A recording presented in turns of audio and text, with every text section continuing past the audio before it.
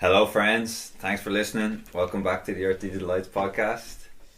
Today, our guest is Will, who is an old friend of mine who was kind enough to give us his time to talk about his journey, starting from a buzzing mind and wanting to be accepted as a teenager, to developing an addiction and the difficulties that brought, to the present day, where thanks to a 12-step program, he says he's the happiest he's ever been.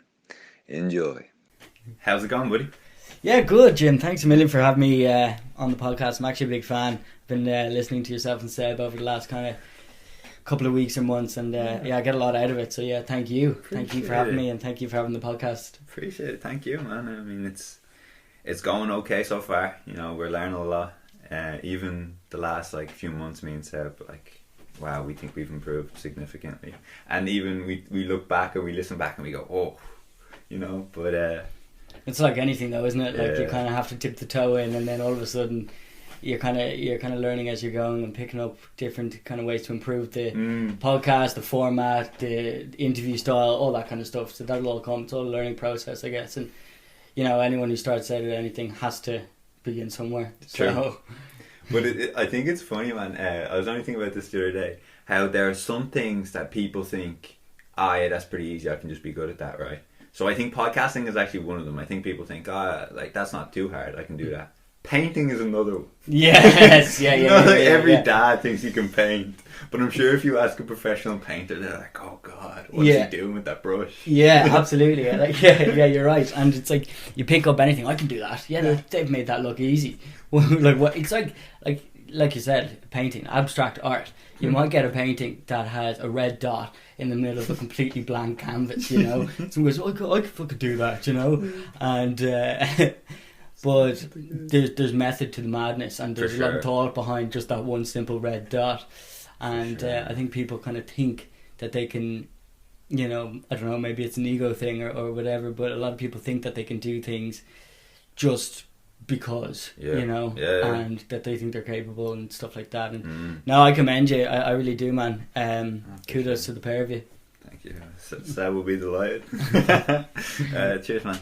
So, man, we went to university together. We did.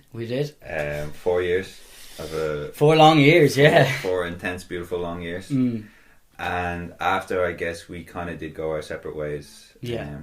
I think we stayed in relative touch. Yeah. Like we weren't too far away from each other. Yeah, I mean that's the thing. Like that's just part of life, isn't it? People kind of go their separate ways naturally. It's not. It's not anything personal whatsoever. It's just kind of, you know, people find different routes in life, and all of a sudden they find themselves within that certain route, and it's kind of like, oh, I'm here now, and oh yeah, I wonder what Jim's doing. You know, it's those kinds of things. But yeah, certainly we did. You went down a kind of a very kind of spiritual route, which is very interesting, and I kind of went down somewhat of a spiritual route myself. Yes. Yeah, we can get into it. Yeah. But yeah, I remember I think I texted you, I can't remember what happened, but I texted you maybe five months ago, and you were explaining to me how you weren't drinking anymore. Correct. And then you were kind enough to then unfold some of your story. Yeah. And, I mean, yeah, you would kind of text me, you know, maybe we'll link up for a pint or whatever it was, and I remember at that stage I was kind of going, oh Jesus, how do I get out of this, and how do I tell him, you know, that I'm kind of a recovering alcoholic drug addict? Like you said, we've gone our separate ways, and you know, you may have kind of seen me my partying days in college, and obviously we're friends in college and stuff like that, but a lot has happened since we've left college, you know, and gone our separate ways. So my thing was like, oh God, how do I articulate this, you know? But then again, it could have been, you know, for you, I don't know if it came as a surprise, if it came to you as like, okay, yeah, no, about time, you know? Yeah, I guess surprise is maybe not the word I would use, but also it wasn't, oh yeah, I knew that was happening. Gotcha. You know, I think I've met some people, I mean, I have friends with people that I think can go down this route, and we'll talk about how, you know, it can happen to a lot of, it's not like, right. You know, I think yeah, there are some people that I've come across that maybe I get the impression that maybe they're escaping through these means that aren't particularly healthy more so than others. So, like, I remember we went out in college, and I remember you used to do the nagging, the downing and nagging thing, and then you used to do the weird thing with your throat. I remember I couldn't fathom how you did that. Yeah, like that was the kind of like, that was the thing that I used to mask for a long time. You know, I went to kind of an all boys kind of very testosterone fueled secondary school, and that was kind of like the norm. You know, kind of like, you know, it's kind of like a pissing contest in a way. Like who can if you can't drink X amount, well then, not that you can't keep up, but it's like you definitely earn your place within a kind of respected group of lads, you know, and in a way it was interesting. I never felt that I needed to keep up, but in fact this was brilliant for me because it allowed me to drink as much as I wanted to, you know. And I remember with this nagging thing that you're talking about, and be kind of like, oh, I would make a spectacle of this, you know, I can open up my throat and get a nagging down the hatch within 3 seconds or whatever. But in reality, while everyone was like, oh my god, that's disgusting, or oh my god, that was so cool, or whatever it was, in reality I was the one getting a hit. You know. And for a long time, you know, I've a few different groups of friends, and like the guys in school, for example, that wouldn't be abnormal. But I remember being out with other friends, and not even college friends, but just a different group, and then be like, what Jesus, what are you doing? You know. And I'd be like, oh, but is this not the person that, am I not funny? Am I not you know, are you not entertained? You know. And then I would be, you know, somewhat revealed in a way, or I'd be vulnerable, I'd be left open, because that's all I had to mask that, you know. Because this is good, because I remember we were talking last week, and you mentioned how the emergence or popularity of drink in Ireland or within your circle or whatever was actually a relief for you, because you mentioned that you had several interests and several like groups of people you liked hanging around with, and then the common how would I say, the common denominator was like, drink, and I think you mentioned that it was something that everybody did, and so I could kind of be the person that people liked. I suppose I always kind of felt myself, you know, that it was a weird one, Jim, because it's exactly kind of what alcoholism is. You know, a lot of people kind of think, you know, brown paper bag and a bottle of vodka and you know, homeless on a street, whereas when you peel it back further, it's a lot more going on. It's a lot more of it's a kind of a hole in the soul kind of type thing, you know, and your head will tell you loads of stuff. You're constantly seeking self-validation. You're constantly thinking of what others are thinking of you, and again, it's very self-centered stuff, you know. It's kind of, what do they think of me? Where do I fit? And all this kind of stuff. And that's how it was in school, you know. I never had a problem with making friends. The issue lied, where do I fit in with everybody, you know. So like I said, in an all males secondary school, it was very much, you know, you had your kind of, you know, you had your jocks, you had your, you know, artists, you had the really kind of academically gifted guys, you had the drama club, there were so many different elements, you know, and I really enjoyed seeing how people worked and how people kind of communicate with each other, and that to me was a spectacle. But the one thing that, you know, made me feel like I fit in with all of these groups was that we were all at a kind of an adolescent stage where booze had come into the scene, you know, and when I found that, suddenly I had arrived, and I had been kind of, okay, now I know what I'm meant to be. I'm the party guy, you know. I'd struggled so much with a sense of identity, I suppose, growing up, and like I said, it's a weird feeling, you know, being part of groups, but always feeling like you're outside it, you know, from the outside looking in rather than the inside looking out. And that's kind of, you know, like I said, I found my identity when I found booze, because now I was good at something, and I was good at something that everybody understood And respect. You know, I was that guy. Just before we move on to like maybe how it escalated, is there a point where you can like pinpoint this like realization, or was it unconscious? Like it's a good question. I definitely remember the first time I got drunk. I definitely remember that. But as far as to say, like, you know, to pinpoint the whole shebang, the whole explosion, I guess.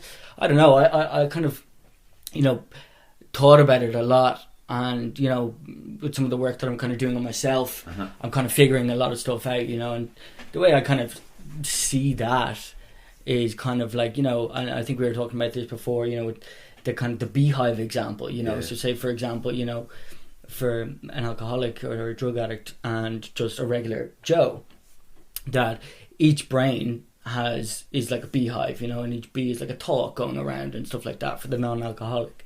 Whereas in the alcoholic's brain, it's kind of like every bee in the alcoholic's brain has a brain like a non-alcoholic. So what I mean by that is, like, it's like a lot of thoughts, a lot of worries.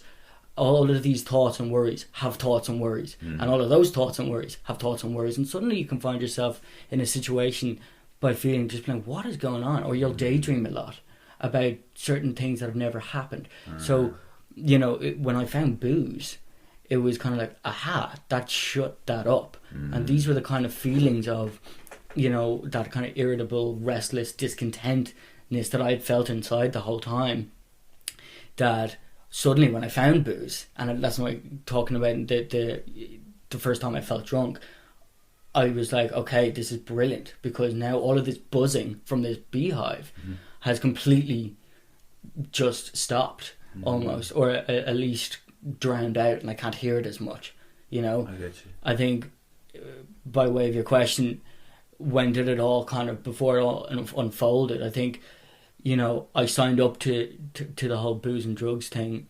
to quieten this buzzing, but nobody told me that the buzzing one day is going to get louder and louder, and to drown that out, I'm going to have to take more and more, you know. But I also have a head that that I'm born with, is that it's nothing is ever enough, you know. So I have to keep going, and once I start, I can't stop, and that's the disease of this alcoholism, you know. It's you kind of break out in like a physical craving and a mental obsession that once I start, I cannot stop. So if I'm quietening down those buzzing bees, well, then I'm in a very dangerous place, because I know how to quieten them down, but I don't know how to stop that exactly. So does that answer your question? Yes. Okay. No, I get you. I guess my next question would be the transition between only drinking and then taking drugs. Oh, good question. Was this just kind of, you're out and then the boys have, I don't know, some MDMA, some cocaine, yeah, I suppose, like, it's an interesting one, because for me, booze was always, like, say for example, say 14 to, I don't know, 19, 18 maybe, booze was always, I was always abusing alcohol. It was never really that sociable. But that was always an underlying kind of drug, I guess. But then once I've kind of, like, I think there was a bit of weed going around and stuff like that, and a lot of my friends were smoking it, but it just didn't really interest me.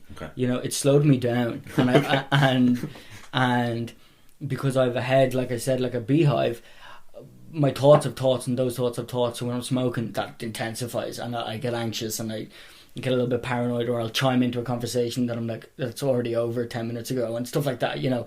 So that wasn't really my thing. But certainly once we went into college, and like everyone, you know, it's kind of like, this is our experimentation phase, and you know, there was a lot of that. There was a lot of experimentation and in those days, and I learned a lot. I had a lot of fun. Don't get me wrong.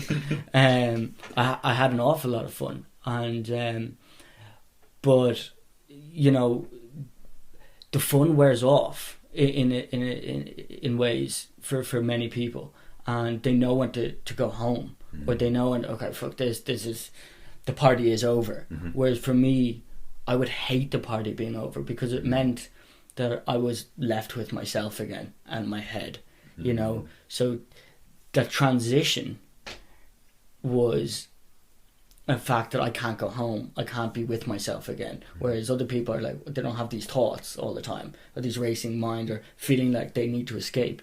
So yeah, I don't know. I think once I got into college and drugs kind of came into my life in all kind of shapes and sizes, of kind of yokes, ketamine, you know, 2CBs, 2CIs, mushrooms, acid, all of this kind of stuff, that all of us, a sudden, booze wasn't, it just wasn't cutting it, you know. I found myself through all of these experiences that different drugs do, you know, that I was like, oh my God, this is amazing, because not only am I escaping, but now I'm like entering into a different fucking parallel universe with some of these things, you know, and that was exciting. It was, and I was learning more about people, because certain people you'd be at kind of say sessions with, or whatever, on a night out, or we're doing various types of drugs. And like I said, growing up, I've such a big interest in people and how people connect with each other and all that kind of stuff.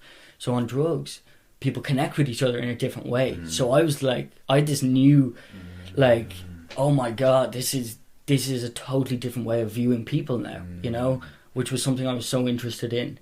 And yeah. So I know I'm probably rambling a bit, am I? Because what came to mind there was, while I always liked you in college, where's this going? No, when you say this, what comes to mind is I never felt like I really knew you, and not necessarily because we didn't spend a lot of time. I think we did spend like quite a lot of time. I always felt like there was some sort of barrier stopping me from getting to know you. And then when you say this, you're like, oh, I can actually connect with people on drugs, and like this is real connection, maybe. That's what comes to mind. Well, it's an interesting one, because like that, you're not the only person to have said that to me, and I have an answer for you, and the reason being is, I'm always conscious of how much I give away, or and by with that, like what I mean by that is, like, I can manipulate certain situations and conversations, and I've become a master manipulator doing that, and to avoid certain things, certain people, certain places, certain things, all these kind of, you know, and because I do that because I'm afraid, and it's full of fear stuff, and I'm afraid that if you really knew me, you wouldn't like me. Okay. You know, and that's what it ultimately kind of boils down to. And I can't let you too far in, because then you'll figure me out, and I'm a phony. I don't deserve to be friends with you. Does that make sense? Yeah. So while I'm affable and I keep people at a close distance, there's still a distance, and I won't let you cross that line. And which is funny, because when I was on sessions that were on, you know, fucking 2-day rollovers or whatever, and sitting in a bedroom, I'll tell you my entire life story, you know, because I'm with someone who I don't need to hide anything from. Because they're in the same place. They're in the same boat, or like they're, you know, if they're using whatever, no one judges that. Yeah. You know, well, towards the end, people definitely did. People will slow down. Please slow down. I can't be in a room with you, and that kind of stuff. But yeah, that answers your question, I hope. Yeah. So can I ask about how would you describe then your relationships? Yeah. Would you say that the majority of them were like quite fickle and quite surface? Great question again.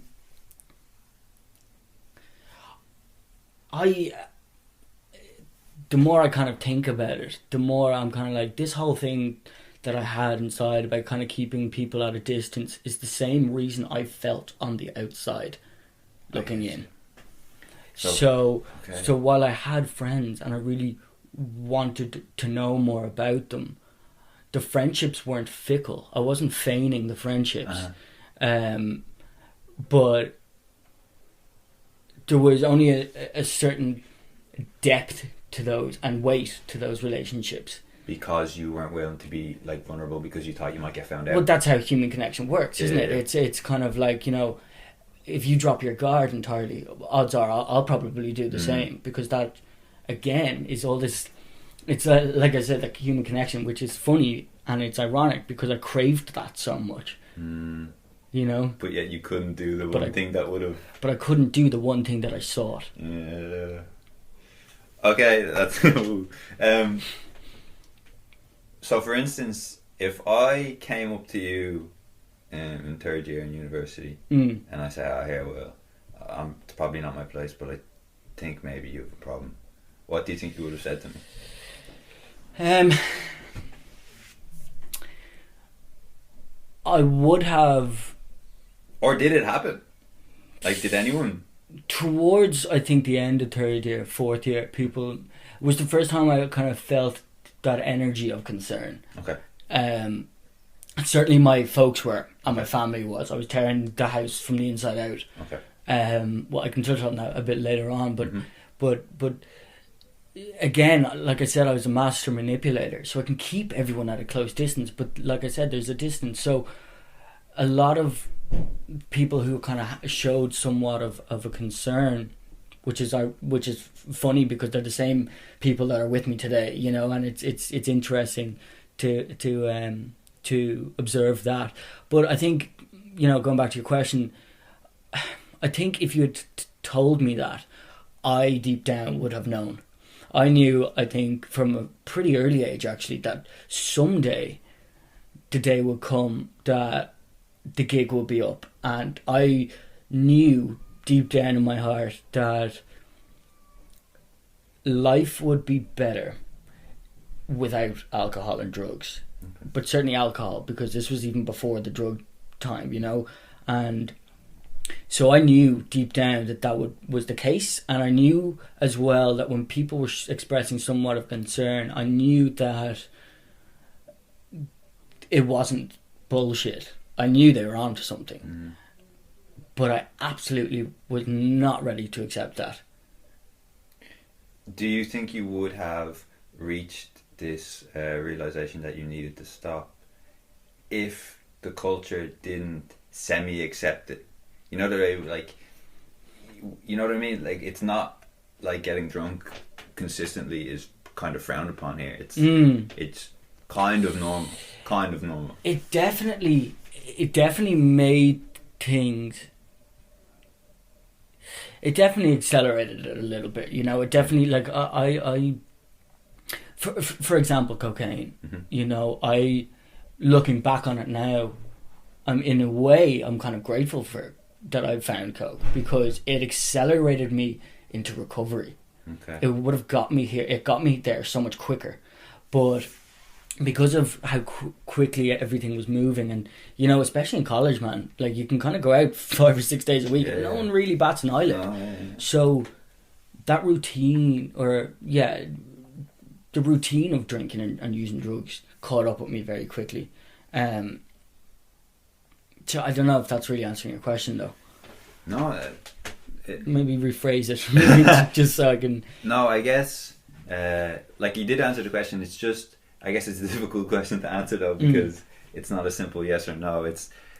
I often wonder that some people that maybe have the brain that you have, people like this brain, that it's maybe not giving them the best chance for them to live a prosperous life or flourish in such a society that kind of encourage. Man, when I stopped drinking for a while, my dad would be like, "You're not having a few pints, son," you know, and it was almost like disappointment, you know. And it's just so, it's not like my dad wants me to be an alcoholic. My dad is just, it's part of the culture. It's like, it is, man. Okay, put it this way. I think that and this is truly what I believe, and like we were talking earlier, like the World Health Organization classifies this as a disease, okay, alcoholism, and the way I see it, if there is that nature nurture type of thing, so if you have like, you know, someone who lived in the mountains, you know, and someone who was in the city going to college, for example, and this person in the mountains lived alone,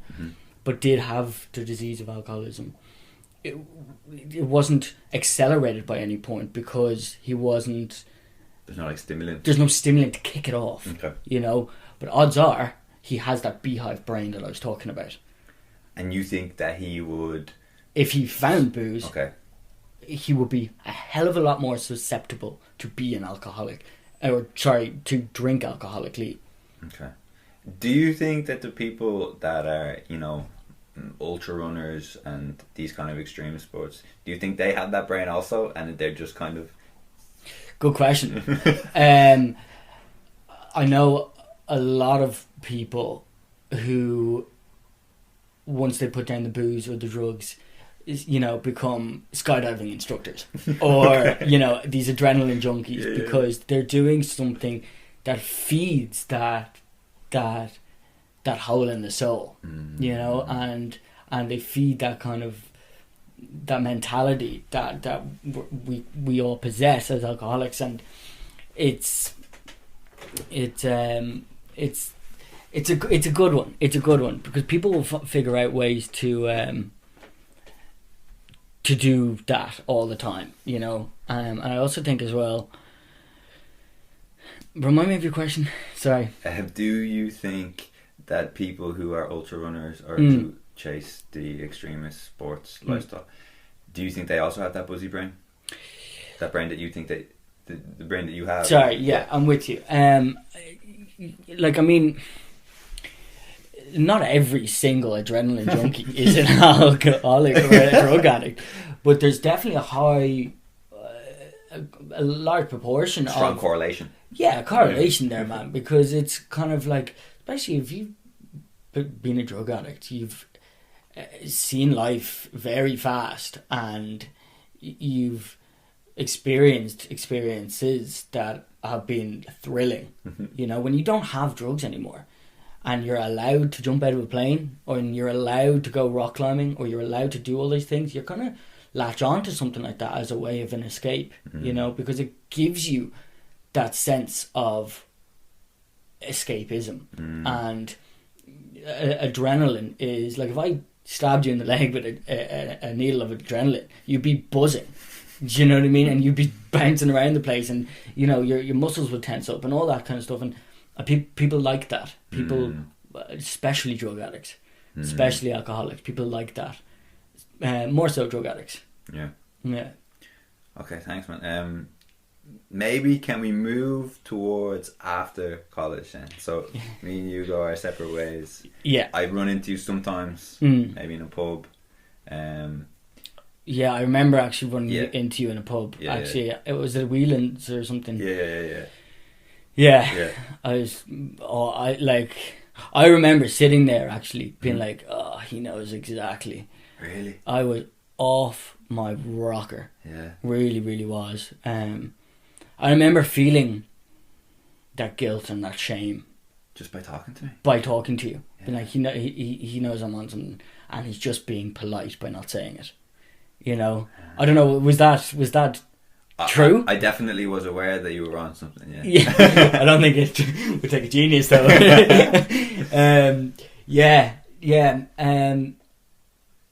So, I suppose after college, what happened? I kind of left college, and all of a sudden I was in a space where a lot of the people around me were getting big boy jobs, and or emigrating or taking a gap year or anything like that, you know. And I was in a position whereby I was working my college job, and it was kind of just, it was very kind of mediocre cash. So I didn't have, I was slipping further and further into addiction at this point, and I didn't have any ambitions or goals really. I knew I just had to do something by keeping up with the status quo and keeping my folks off my back. And I ended up getting an internship in a job that I'm actually still with to this day. But because of that, and because I still had a roof over my head, and because I still had a small bit of change in my pocket, I had a job. I have a degree now. You know, things seem manageable.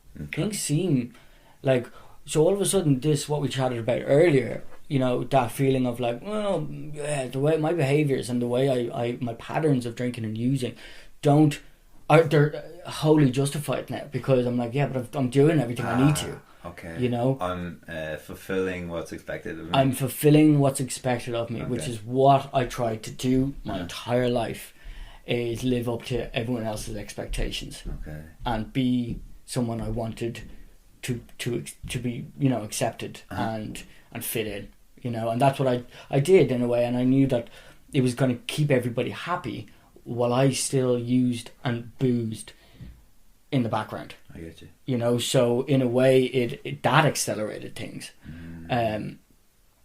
But the using and boozing, all these chapters, as I was talking about, like there's yoke stages, there's ketamine, the 2CBs, 2CIs, mushrooms, acid, all of this speed, like that kind of took a halt, and it funneled then into cocaine. And cocaine was what got me at the end. Yeah. Booze and cocaine. Yeah, I couldn't stop at all. You know, it's a dark rabbit hole. You know, all of a sudden I was in. This is what I meant, what I said earlier on about the buzzing getting louder and me having to drown it out. While on paper, like I said, I have my job, I have everything like this, and things are on paper going in the right direction. I was dying inside.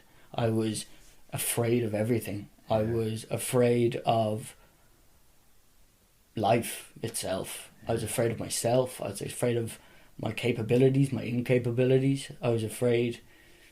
It was just full of fear, man, you know, and things were so unmanageable that I escaped that unmanageability.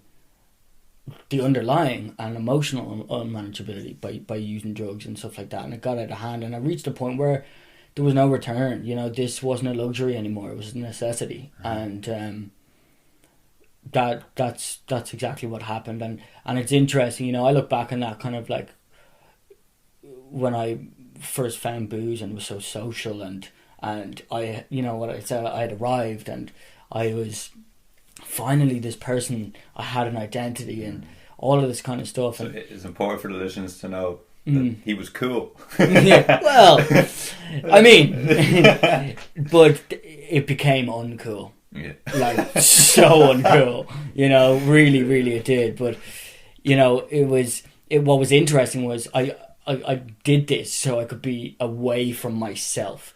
And towards the end of it, like I said, I had fun, then it was fun with problems, and then it was just problems. And towards the end of it, it was isolation stuff, you know. It was drinking vodka, it was sniffing coke in my bedroom, and all of a sudden I found myself with my thoughts and alone again.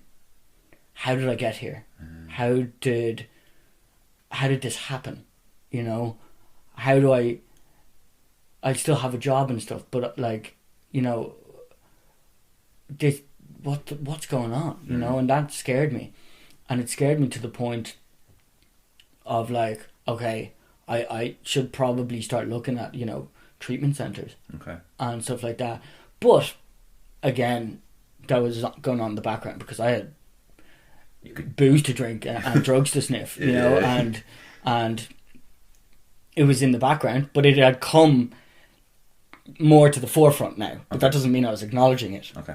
You know, and that's what I mean, that it became a necessity rather than a luxury, because I knew what was right for me. I knew what I should do. I knew what steps I needed to make to change things.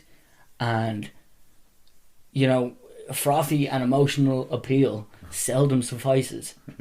And what I mean by that is like my mum, my poor mum, who I have an amazing relationship with her today, she cried and cried and cried and cried and begged me to get help, and to, you know, she'd stay awake countless nights wondering, is Will okay? Is Will going to come home? Has he done anything? You know, has he been in an accident? Who's he with? And yeah, I knew, like, so, but just to finish on that, I always kind of get a bit like, when I think about my mum, especially, you know. But what I'm saying is, the addiction runs the show. None of my mum's tears could have stopped this, you know, and that's sad. That's really, really, really sad. I would have chosen a bag of Coke or a bottle of vodka over anything. It ran the show. It ran my life, and that's yeah. And what eventually did stop? I went for an assessment to a treatment centre, Rehab. I think it was around Christmas of 2018. Okay. And I did this because, like I said, things were in the forefront. Things were getting really out of control now. And I found myself kind of going, if I do this assessment, it'll keep my focus off my back for a while. But I also kind of want to dip my own toe in a little bit, just to see what's going on here, you know. And that Christmas, I actually came into like a kind of a sum of money.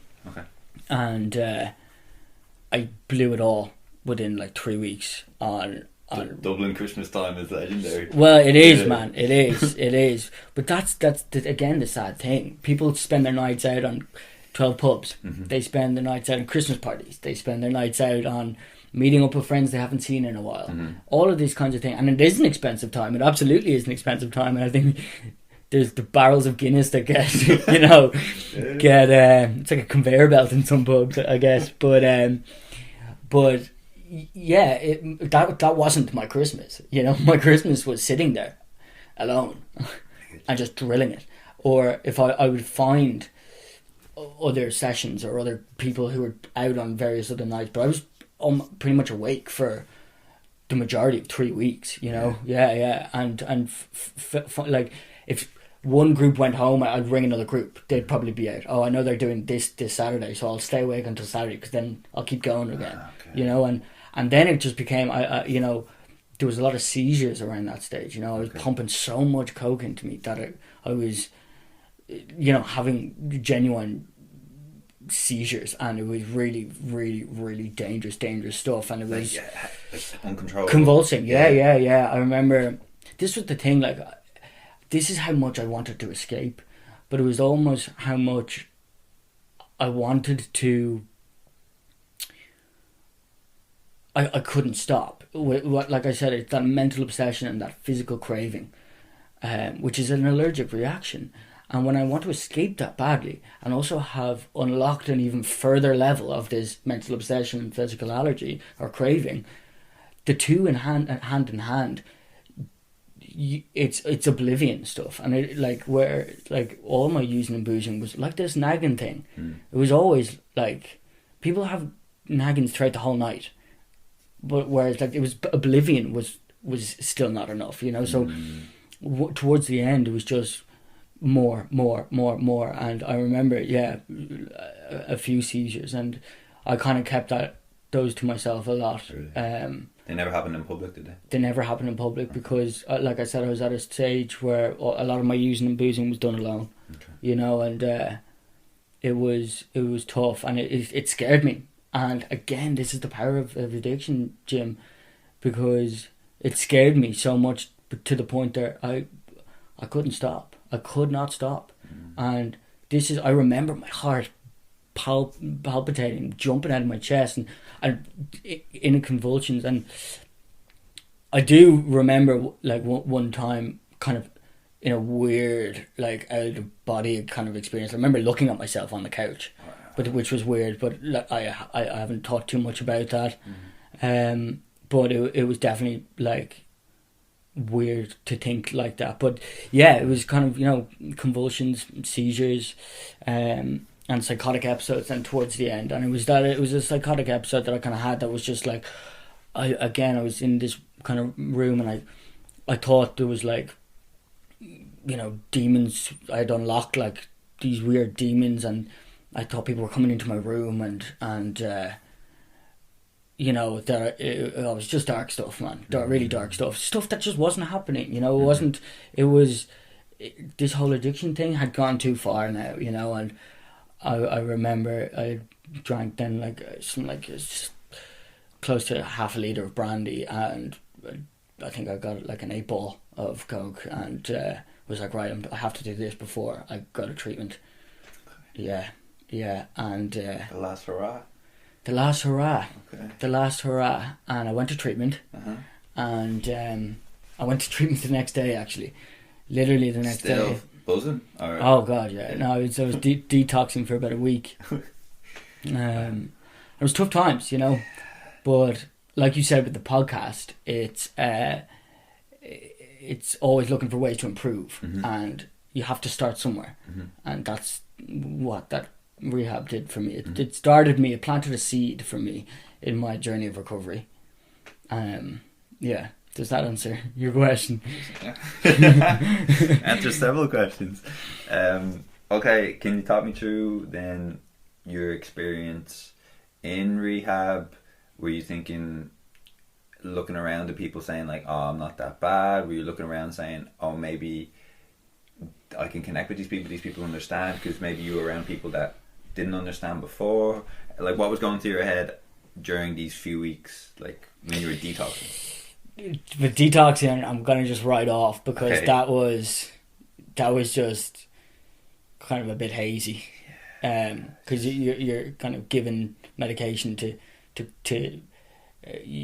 come off drugs and alcohol, you know, so you're in a little bit of an altered state to be able to, so you're not kind of shaking, or you're not, you know, as anxious and coming down, I guess, you know, and kind of getting sicker. But certainly, you know, when I kind of found my feet, it was interesting. I remember after I detoxed, I was back again. I was good as new. I could have walked out of there. Yeah. I was fixed. Okay. You know, and that was my addiction talking to me, being like, yeah, come on, you're ready.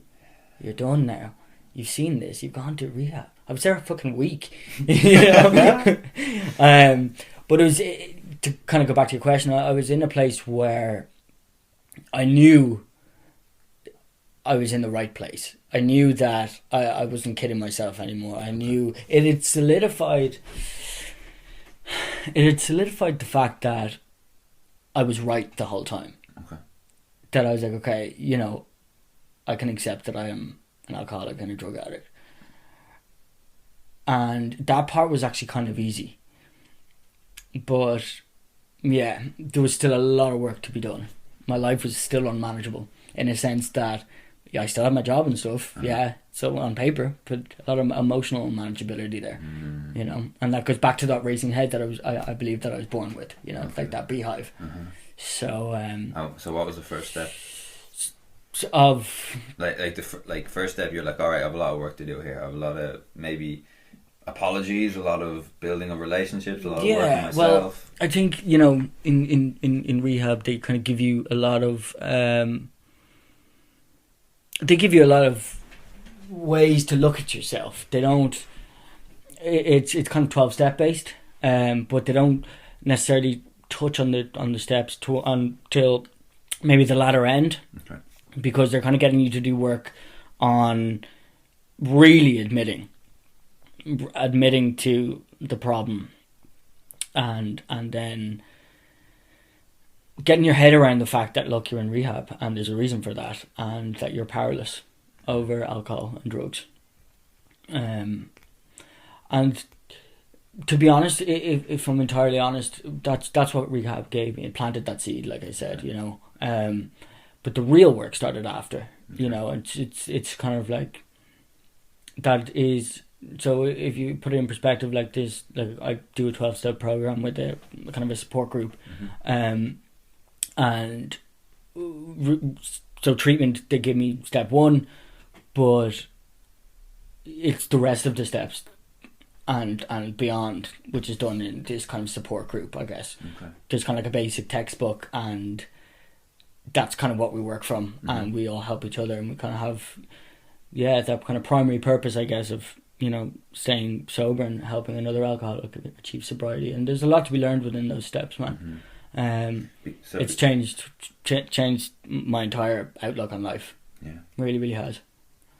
and it's funny because I want to get back to it in a sec, but we were talking last week about how there are culturally accepted addictions, right, or coping mechanisms for this buzzing mind or this hole in your soul and not being good enough, and then there are ones that are frowned upon. Correct. So like, work, that's cool, you're a hard worker, or sports, you're healthy, these are quite, oh yeah, I mean he just does that a lot, like, but once you start going, phone stuff as well, we were talking about, social media like that. stuff, yeah, that's accepted because I mean you have to be on your phone. I mean that's just, I mean that's the thing, like, again, I kind of want to just go touch on the fact of, it's a tough journey, this recovery business, because like you said, there's many kind of varying levels of addictions, and there's some that are more frowned upon, and drugs and alcohol are taboo. It's not, I'd rather be anything than be an alcoholic. I don't want my parents' friends knowing that their son is an alcoholic. It's things like that. It's taboo, and it's, I think we were talking about earlier on, and obviously with the crisis and everything going on at the moment, it's like, it's like if I contracted COVID-19 coronavirus, people will be reaching out to help me, and they will be reaching out to my family members, am I okay, sending well wishes and all that kind of stuff. But when you suffer from a disease of alcoholism, it's your fault. You made the choice, you did this, and that's sad, because while you're trying to work on yourself, you kind of have to do it sometimes for people in secret, and you have to keep that. That's tough, man. And like even this podcast that I'm kind of like sitting here and I'm kind of going, is this wise to do a podcast with you? But I have to remember, like I just talked about, that primary purpose of staying sober and helping another alcoholic. So if this podcast helps one person, my job is done in regards for this podcast. But yeah, so for that reason, it's a really tough journey. But that's the other thing: addictions come in all shapes and sizes, and some people, there's some phones now tell you how long you've been on Instagram for a day now or whatever, and some people have like, Jesus, I was on for 6 hours. 6 hours 6 hours you were on Instagram today. Yeah, but like it was on and off. You still spend 6 hours of a day, and people escape through that. People escape through their phones. They escape through Instagram and this perception of a better life. And don't get me wrong, I have Instagram as well, but that's not to say that it's not an addiction. It's like I have this life that I'm escaping through, because it's like there's filters and all these sunsets, there's everything like this, and oh my god, take me back to my holidays and when life was good and there was no virus, or that kind of way. And it's like people escape through that, and they kind of go, this makes me feel better. This makes me feel that my life isn't actually that bad, or it's perceived in a different way, and people get a buzz off that, and likewise people going to the gym, people overdoing the gym, people overdoing work, like you said, people overdoing social media, people overdoing eating is another thing. Like people kind of go, I'm on lockdown, so I'm putting on so much weight, and it's like anything that gives you a solid hit, an ego hit, or a solid dopamine hit, you're going to latch on to that, and you're going to escape through that. Just because the gym isn't taboo like drugs and alcohol doesn't mean that overdoing the gym and going 3 times a week or 3 times a day isn't a bad thing, and it doesn't mean that it's not an addiction. There's a hell of a lot more than just going to the gym 3 times a day. It's like, well, you care about how you look, how others perceive you, all of this kind of stuff, and it's so yeah, that's and I'll still do that, I'll still do that, because if I don't have drugs and booze, that I'll find myself, and I have to rein myself back in, and I kind of go, oh God, I'm spending too much time on doing this, because it's my default. I have to escape, and I have to be careful of that every single day, You use the metaphor of saying there's like a hole in your soul. Mm. And I was reminded of J. Cole has this interview where he talks about how him and other people around him had holes in their heart, basically, holes in their soul, and then when you fill them up with external things, it's like, oh yeah, now I'm back whole, but maybe the answer is to try fill it within, you know, rather. You're absolutely right. You're absolutely right. You know, I think everyone kind of thinks exactly like that, and like I said, spirituality is obviously a common denominator between us now, at the moment, and I think people as well kind of see that in a weird light too. Oh yeah. And they're gonna go, oh Jesus, he's a yogi hippie now, or he's doing this, and it's a lot more than that, and it's a lot more simplified than that. You know, it's a lot more kind of like, you know, you have spent 6 hours on Instagram, but have you ever thought about how your heart pumps? Do you know what I mean? It's like, have you ever thought about what is photosynthesis? There's so much going on around the place that spirituality kind of connects you to, and I know we kind of we will do that, and we'll kind of go, if I get this red new car, this will fix me. Mm-hmm. But once you get the red car, the green one actually looks a little bit more appealing. Maybe I'll get that too. Mm. You know, that kind of way. If I get this new iPhone, if I get this new, you know, football boots, if I get this new anything, man, anything, that'll fix you. And that's the thing, they're material things. And, you know, I think that hole in the soul is a hole that cannot be fixed with material items. It's simple as, it's the opposite of spirituality, you know. And that's not to say, that's not me sitting here going like, I can't get the new iPhone. Like, you can, but I have to be aware that that's not what's going to fix me from feeling emotionally off kilter or off balance, you know. So I know we've talked about kind of a higher power thing, and that for me has been such a monumental you know, game changer in my recovery, because now I have something that I put my full faith in that is going to make, you know, my life a hell of a lot easier, because all of a sudden it's got nothing to do with me. You know, life doesn't revolve around me. You're not the protagonist. I'm not the protagonist, you know. There is a narrative, there's a script for me, you know. And a lot of people kind of go, yeah, well, what does that mean? Like, you know, and they get kind of angry and tetchy and, you know, how do you even know that? And it's like, I don't. But I choose to believe that way because I can't explain any other things. You know, there's powers that are greater than yourself. You know, solar power, wind power. Like I said, your pumping heart. You can't... these are all powers that are greater than I am. Electricity is greater than I am, you know. And I don't understand it. These are powers.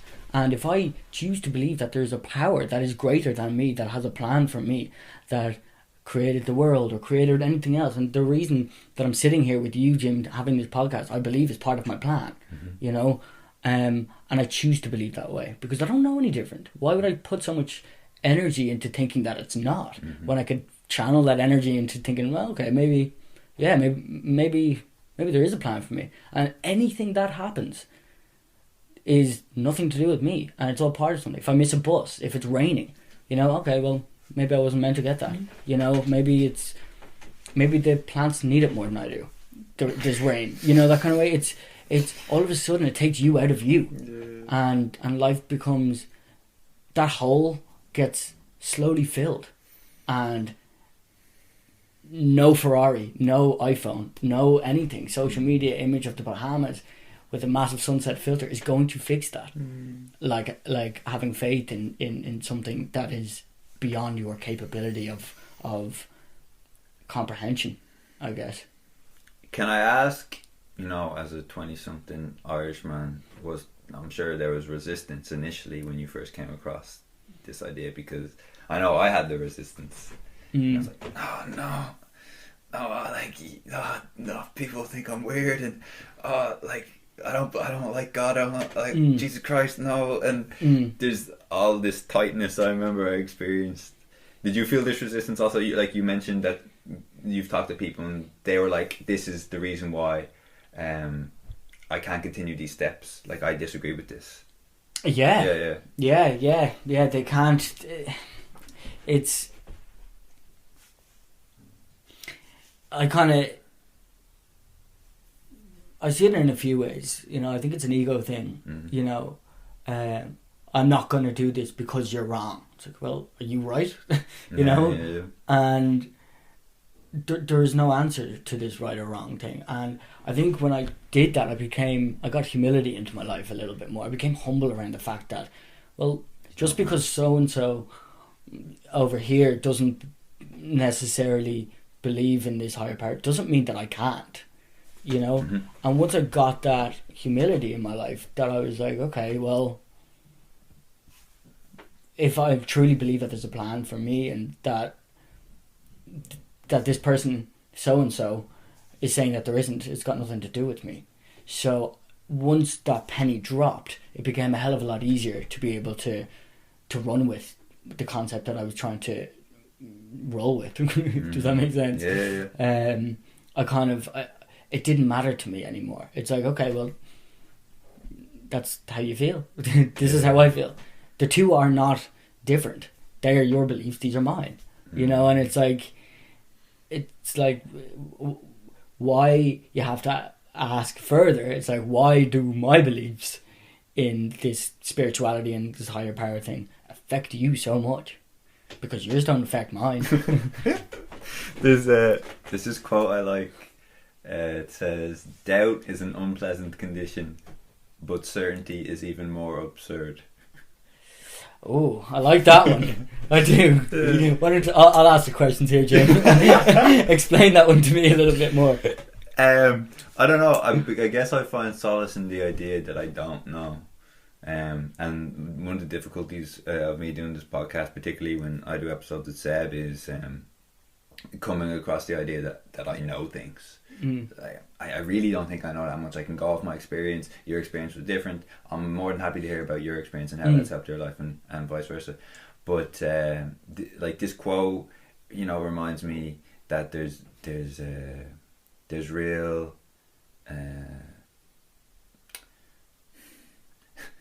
real like beauty in accepting that you don't know, and you probably never will know a lot of things, and that a lot of the suffering or difficulties that I've had in my life is wanting to have these, like, no, but I know this, and I know this, and I know this, and letting go of the idea that, like, this is right and this is wrong and this is black and this is white under no circumstances, etc., etc. Right. That's helped me, kind of. Yeah, I guess. Yeah, it's helped me kind of. I haven't even thought about the correlation, but it just makes me more at ease with myself. Like, I'm not trying to. I mean, I'm happy to have a quote unquote debate about things, but I know what you mean. Like, you know. I do. Yeah. I think I know what you're saying, and correct me if I'm wrong, if I'm off. But I think we live a life run on self-will, and we need to have closure on things. Yeah. We need to control things. No, I need to. 4 plus 4 has to equal 8, or else it's wrong. You know, it's like, well, what if it's not wrong? You know, and people kind of grow up, and it's. I think it's as human beings, we are afraid to lose control. But I think handing that over, it's handing over the control and going, oh no, this up to you, big guy in the sky, or whatever you want to do, or this, you know, it's got nothing to do with you again. It takes that control out of your hands, and that is a good fucking feeling, because you don't have to get involved with anything. It's got nothing to do with you anymore. You know, like I said about this bus, or, you know, maybe it's a relationship you had. Or I just need to know what that person feels, or I just need to know. It's like, why do you need to know all this? You know, why do you feel? Who gives you the right to know this? You know, well, I do. I was in the relationship. It's like, okay, but so is he or she. You know, maybe they don't want to close it for you. And it's like, yeah, but, you know, it's just, again, it comes back to a lot of self-will, self-centered stuff, and it's, I don't know. Yeah, I think that's It's an interesting one. It's definitely an interesting one, and I think people are very slow to react to the fact that, you know, oh, I don't live life run on self-will. It's like, oh, okay, you're doing it now, you know. But hey, look, that's the other thing. Who are you to get involved in that? It's their self-will. All you can do is look after yourself, and I don't mean that from a selfish perspective. I mean that in a sense of like, if you are going to try and help loads of other people, try to get this kind of freedom that you have, you, my friend, are running life on self-will by trying to fix everything, even though your motives are good. You know? And it's that control, all of a sudden, you find back in the palm of your hands. And you're like, okay, I don't want this, so hand it over. You used the metaphor of like a director, but also trying to be the makeup artist and the lighting guy. Right. Yeah. It's like the actor who wants to run the show. Yeah. And that's what I meant by that. It's like, you know, the actor is an actor, but often I think we find ourselves in all kind of walks of life, like trying to arrange the lights, trying to be the sound guy, trying to be the director, trying to be the producer, trying to be the audience, you know? And when actually we only have to focus on just being an actor. And it's tough sometimes when you're trying to... It takes an awful lot out of you as a person by trying to be everyone and everything and doing people and feeling really, really stressed at night and kind of going, oh my God, I have to do this thing and blah, blah, blah. And I have to send emails. I have to, you know, visit my friend because she's down or blah, blah, blah, blah, or whatever. You know, it's like, slow down and let things be as they be. As they be, rather. And because if you're trying to do all of these things, like I said, you're being an actor, trying to control the entire production. And that is not your job. Your job is to be an actor. You know? Likewise, the same goes for the director, or the same goes for the sound technician. Your job is to do that. The sound technician's job isn't to be an actor. You know? So stop trying to arrange everything. And stop trying to make things go your way all the time. And by doing that, and so just beyond that, I do it all the time. But I now have... You're conscious of it. I'm conscious of it. So when I'm doing it, I go, oh, okay, shit. And I hand that over to a power that is greater than myself. What that is, I'm not sure. It's certainly not a guy with a long beard and a staff waiting at the gates in the sky. Yeah, I was going to. But it's something bigger, and it doesn't actually matter. It's just I need to have faith in that. Yeah. You know, that it is a power, and I connect with that. I talk to this power. You know, and that might sound weird to people, but if it helps me stop running life on self-will and becoming stressed at every single juncture of life, I'm going to do that. You know what I mean? I really, really am. Like, that's the simple fact of it. And I get that people don't want... People might think you're sitting on a pedestal by doing that, Jim, too. You know, oh, look at you going to Denmark for your meditation. Who are you? Some sort of spiritual guru, monk? You know, it's like, no, man, I'm just finding more to life, and to not be in a position where I have to all of a sudden judge someone for doing something that they've want to explore further, like going to meditation. You know, I often think, you know, people who go, you know, why does that person feel the need to go, oh yeah, well, are you like some spiritual guru now? It's like, why did that person need to do that? If you are comfortable in your own right, you would not need to be. You'd just be happy for that person. Love and tolerance is the key. You know. Oh, there's so many questions I want to ask. The one that comes. Sorry, am I talking too much and throwing you off? No. Sorry, man. The one that comes to mind is so in your recovery, I guess you want to learn more about yourself now, because you've maybe opened this door to the vulnerability that you closed to with drugs and alcohol. And I've noticed now that, like, I'm trying to learn more about myself and accept this, and then inevitably this makes me less judgmental of other people, because, like, I'm like, oh Jesus, like, of course I did something similar, or like I did something worse, or I did, you know. But can you talk a little bit about this? When, okay, now you come out, you don't have drugs and alcohol to escape,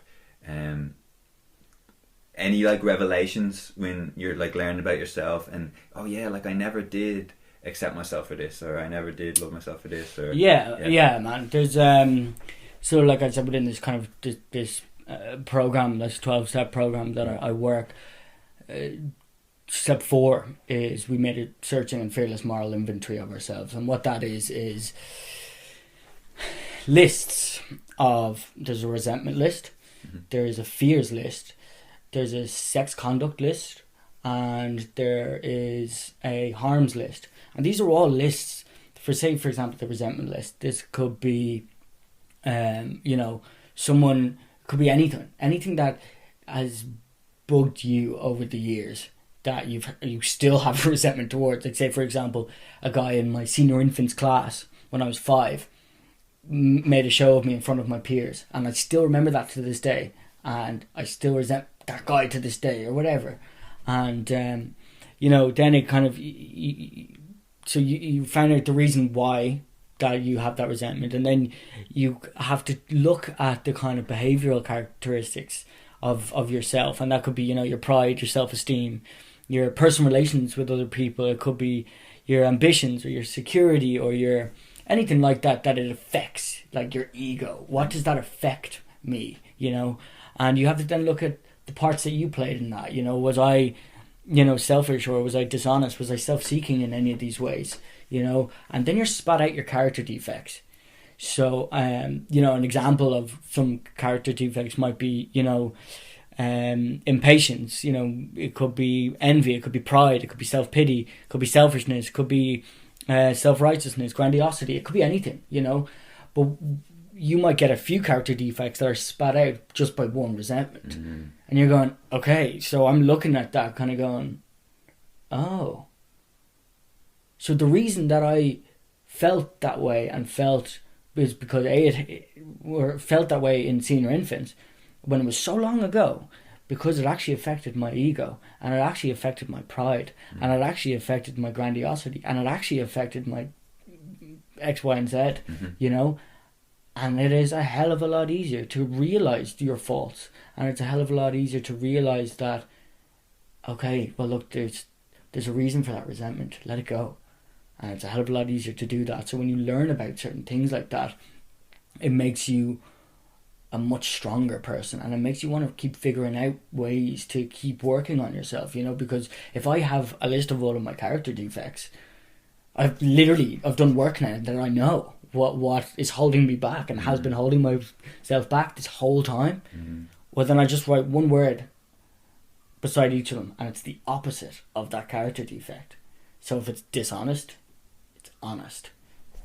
So when you do all these kinds of things, you now know, if you fold the page over and you're left with a list of the opposite of your character defects, these are the things to work on. And turn the page back over, these are the things to try and avoid, and they will crop up. They are character defects. Do you know what I mean? So, but now I have the wherewithal to understand that, and that makes things a hell of a lot easier. And it makes things, when you slip up, you can apologize to someone for something, because you can see you're faulting. You can see that it's your character defect. You go, oh, my pride was affected there, and that's why I lashed out at someone. You know what I mean? And it's a good way to be. It's a healthy way to be able to reel yourself back in, I guess, and also know the reason why you have to do that in the first place. Does that? No, yeah, man. Does it? Thanks. Okay, what I'm interested in is not that I want to encourage comparisons, right? But I'm sure you have this like new sense of a high now that you don't drink alcohol and do drugs.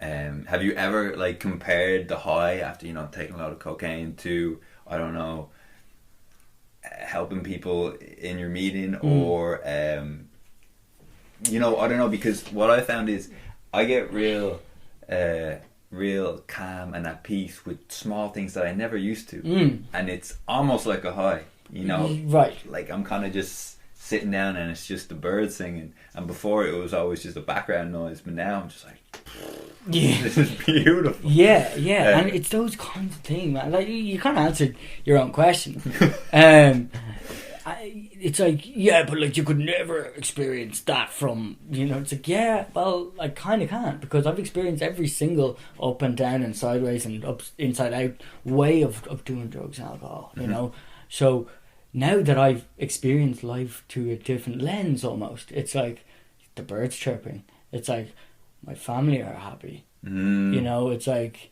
my mum doesn't cry, she sleeps well at night, work's going really well, things are all, nothing really, a hell of a lot is phasing me. I don't have the worries or the problems that I had anymore. That to me is a high. I help people, I help people, like I said in this, for example, this podcast. If this even reaches out to one person, that I get a buzz off that, but it's a healthy buzz of helping another person. It's being there, showing up, doing the next right thing. These are all things I never did, and when you are fulfilled by doing something is morally right, there's a sense of wonder and awe and for lack of a better word, a buzz off it. Madge, exactly. Oh yeah, I have to. What came to mind here is I was watching this interview with Shia LaBeouf. I don't know if you've seen Shia LaBeouf's kind of trajectory the last few years. Yeah, I have. And he was in this interview and he was talking about how he felt before he went to rehab. And he said, I had really low self-esteem. And he said, I had low self-esteem because I wasn't doing any esteemable acts. Yeah. I was only serving myself. But this is exactly it. Yeah. And I think, remember we chatted about it just before this. It's like, so this buzz I'm talking about, this buzz of kind of like of helping people and doing the next right thing and stuff like that. It's like, to keep that, you have to give it away, and that's kind of the secret to everything. In a lot of ways, it's like for me to feel self-esteem, I have to also. No, maybe that's a bad example. Cut that out. And, but for me to, it's hard to explain. For me to keep what keeps me at peace, I have to give it away in a sense that I have to help other people. I have to do the next right thing. I have to show up. I have to be there. I have to do all these things that are, like Shia LaBeouf says, are self-esteemable. They're actions. They're not. They're things that will make you feel good about yourself because, like I said, you're doing the right thing. And it's got nothing to do with you. If you're helping someone genuinely and not looking for anything else, then you're in a good place. And a lot of people can say that, and they're like, it's like, I would give the shirt off my back to help that guy. But really, is that person thinking, I would give the shirt off my back to this guy if there was a crowd on Grafton Street? Do you know what I mean? There's also an alternative motive there behind that it's like, oh no, my intention is good. Like, I would definitely give him that shirt. But am I doing that for the right reasons? For the right reasons.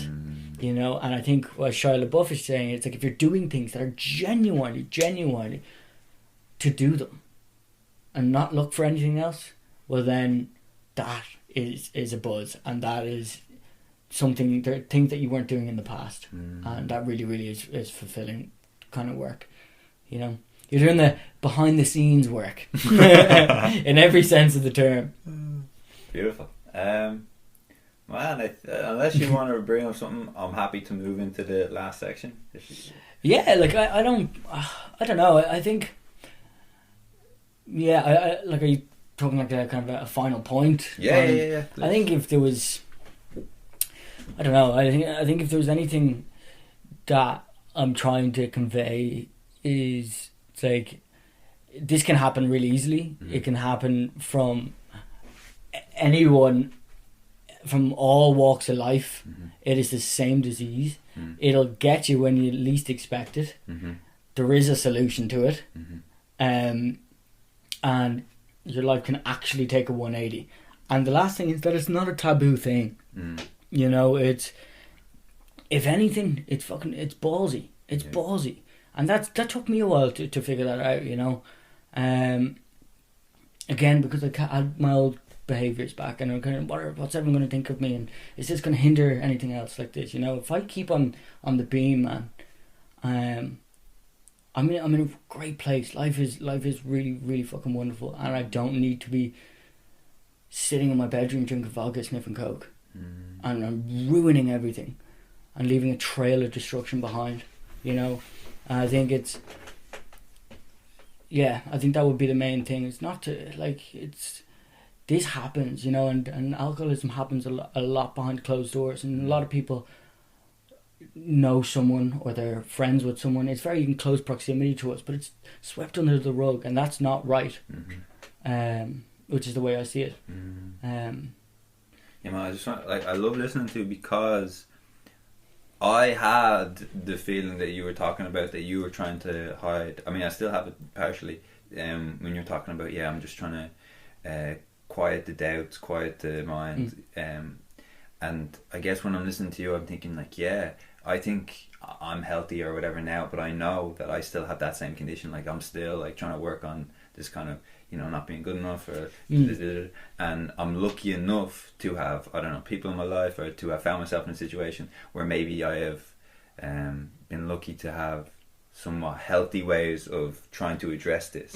But I know equally that I guess when people, in my impression is, when people look at alcoholics, they're like, they're all over the place, like whatever. But I don't think, well, me personally anyway, I never until recently, I've never gone, wow, they're suffering from the exact same thing that I have, except I'm coping in a different way, or I was lucky enough to have these friends, or I was lucky enough to have a healthier way of doing it. Like, it's because I think almost everyone, I feel, at least when I'm talking to people and they're really honest to me, express this kind of not feeling good enough, or and that, like, some ways are much healthier than others, but also know that this guy who is an alcoholic is not this, you know, alien that, like, that can never happen to me. Exactly. I think as well, it's important definitely to know that just because, you know, you don't feel good about yourself it doesn't qualify you as an alcoholic. True. You know what I mean? It's like, but you're right. You're definitely right in the sense that, you know, it's like, I just see strong similarities. What I mean is, and I really think if I grew up in a particular place where it was more encouraged to do drugs and alcohol, and I had, like, maybe more disposable income or whatever, I think that could have been me. You know, I really do, because I do have that feeling sometimes, like, God, like, I don't know. I really appreciate you taking the time to Thank you so much for having me, honestly. I really enjoyed that. I hope I didn't ramble on too much. That's what's up.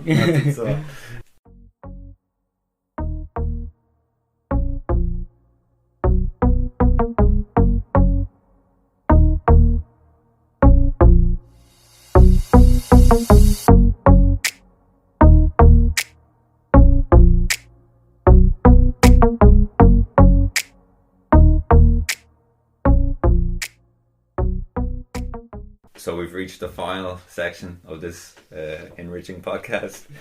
I just want to ask, how do you get your quote unquote shit together? How are there ways in which you counter other low feelings, like negative thoughts, just a feeling of sadness or whatever? What do you?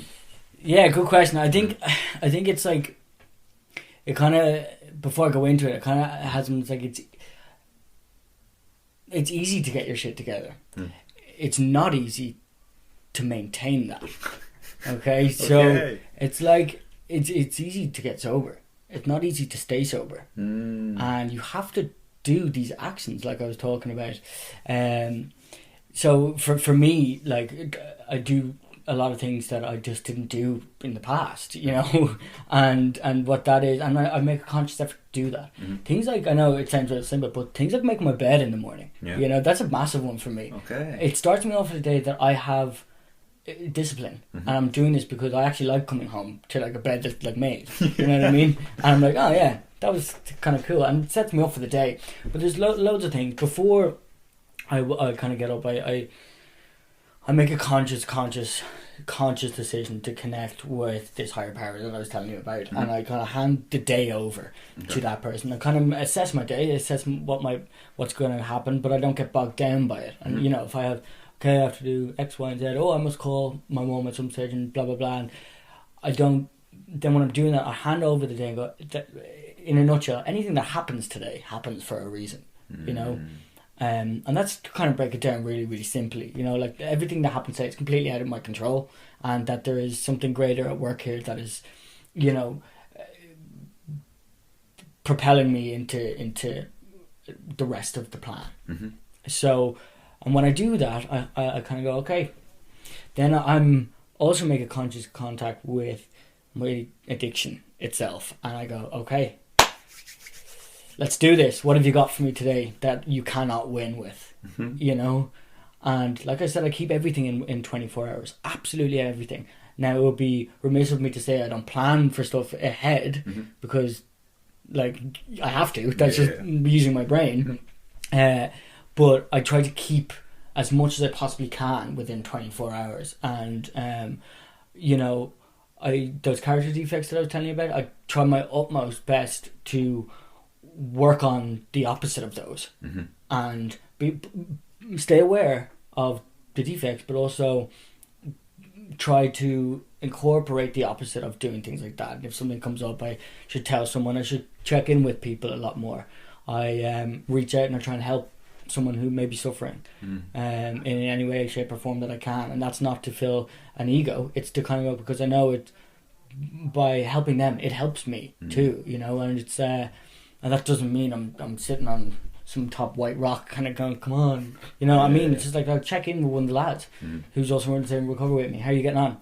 You know what I mean? It's those kinds of things. Oh, well, like I'm not doing too great today or whatever. And it's like, okay, well, look, let's chat about it. You know what I mean? I think that's a massive, crucial thing is connection, is talking with people and just, you know, shoving away the kind of the shit. You know, of just like, no, I don't really talk about my emotions and stuff like that. It's like, okay, that's no worries. But like, with this way of living now and the way I live my days, I do. I actually really do. That doesn't make me any more deeper than anything, but it just means that, like, I don't keep them in my head.